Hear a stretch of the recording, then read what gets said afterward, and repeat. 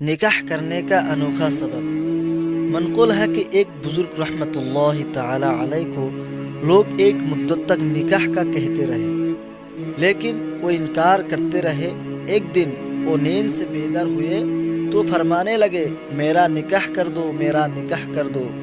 لوگوں نے ان کا نکاح کر دیا اور ان سے اس تبدیلی کے بارے میں پوچھا تو انہوں نے فرمایا، میں نے خواب دیکھا کہ قیامت قائم ہو گئی ہے اور میں لوگوں کے ساتھ میدان محشر میں ہوں۔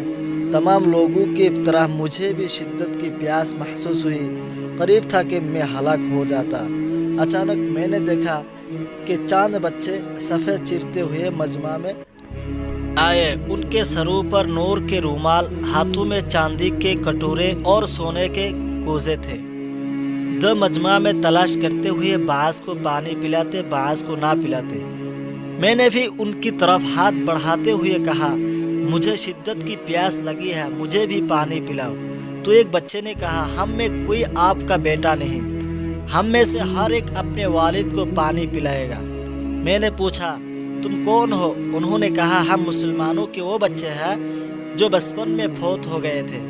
پھر ان بزرگ رحمۃ اللہ تعالی علیہ نے لوگوں کے سامنے گویا نکاح کے معاملہ میں اپنی نیت کا اظہار کرتے ہوئے فرمایا، ممکن ہے کہ اللہ عز و جل مجھے بچہ عطا فرمائے، پھر اس کی روح قبض کر لے تو وہ آخرت میں میرا پیش رو یعنی برگاہ الہی عز و جل میں میرا سفارشی ہوگا۔ نیت کی اہمیت۔